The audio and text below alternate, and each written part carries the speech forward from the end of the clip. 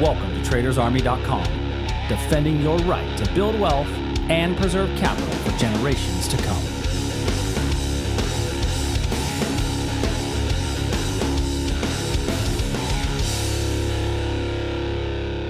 Good morning, everybody. Welcome to today's edition of the Daily Market Commentary. It's Friday. We're fired up. It's ready to roll. Hope everybody had an amazing trading day.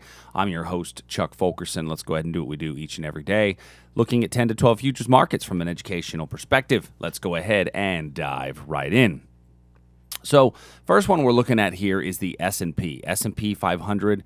We are up about 5.5 points. We're seeing that there is a little bit of supply above us. Now, I looked at this one yesterday in the live trade room as a potential confirmation entry. The reason we looked at it as a confirmation entry was because we had a move down. We were in an upward trend. And so anytime you're in an upward trend and you have a move down, you want to use the confirmation as the way to get in. Now, I normally would use this wick over wick level, but decided against it primarily because I wanted to make sure that I was better safe than sorry. Well, in that case, I didn't get my order filled and price moved away from there nicely. That's okay. Those things happen. We came close to the entry yet again in the overnights and were unable to get filled. So the level is still there. It's still valid, but understand that we're still shorting against an upward trend. The 4 hour has not given me a lower swing high as of yet. As a matter of fact, it looks more like a breakout to the upside. So if we come into here and don't get a truly strong reversal, I actually think you've got a breakout to the upside trade a little bit more likely. Same thing in the NASDAQ. It's kind of ditto and repeat, although in the NASDAQ we did use the wick over wick area as our potential confirmation entry and didn't get the fill. But same rules apply in the NASDAQ, although the S&P makes for a better breakout. Crude oil yesterday. I was looking at a short yesterday in crude oil at this area right here. We took actually this trade in the classroom, and it actually entered just as class ended, and then was stopped out within the next few minutes, as we had said that it was a very, very a fairly tight stop, and we kept a fairly tight stop. So fairly small risk on this, couple $100, not enough to overly concern ourselves with. But the market had a lot of strength yesterday and continued, just persevered straight through. So unfortunately, small loss. The good news is that every small loss that we face typically sets up for an opportunity to re-engage the trend and to get back into the trade.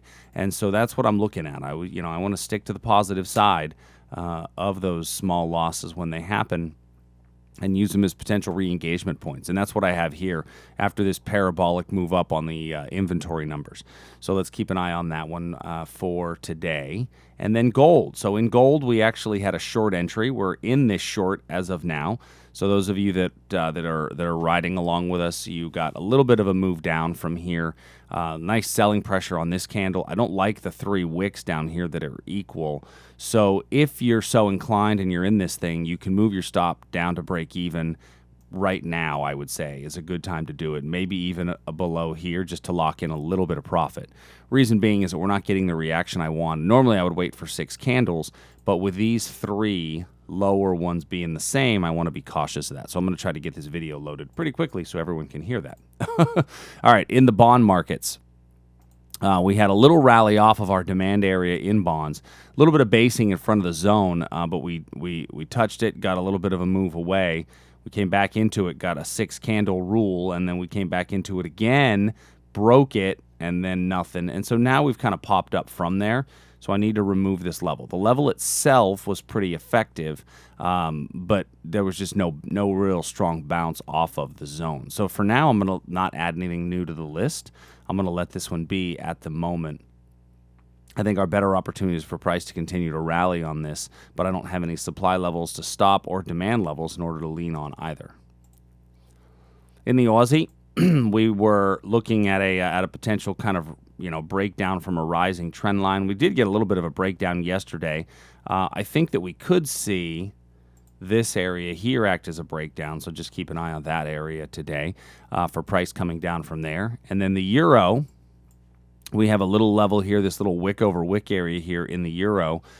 We had an overnight big wick up, big wick down right at the open, so that level there wiped out the use of any of these areas in here. That's why we didn't have them marked off. So this would be our kind of next level down in the euro. Canadian dollar, supply level up above us, demand level down below us, and now we're just chopping sideways.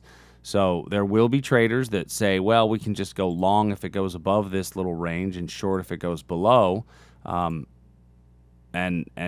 usually I'm okay with that in the right conditions. The Canadian dollar has not given me the right conditions as far as, it's been bouncing around a lot recently, so I'm going to let that one go as well. So if you notice, I'm not adding a whole lot to the markets. Had a pretty strong week earlier in the week. There's no reason to kind of force it in the moves we had earlier inside of the week. Now, I will say that in the Great British Pound, we were looking yesterday at this bigger triangle in here for price to move one way or the other inside of this bigger triangle. We touched it again, and then as we came back down into it, it actually popped through it. But this is a great example of, we talk about flip levels, old support becoming new resistance. Look at how cleanly this level worked out. It was extremely nice, where we popped through the level, old support then became new resistance. And right at the market open today in Europe, we got a big move down. Now we've rallied up off of that area. Same rules here apply to what we talked about in gold. Take your stop, move it to break even though it's not been 6 candles if you got long, because it's just not happening. Japanese yen, we're still between our areas here, chopping along sideways, not giving us a strong indication one way or the other. So in both the British pound and gold, take that stop, move it where it needs to go. Last Friday, we actually ended the week on a new all-time high as we had a big rally.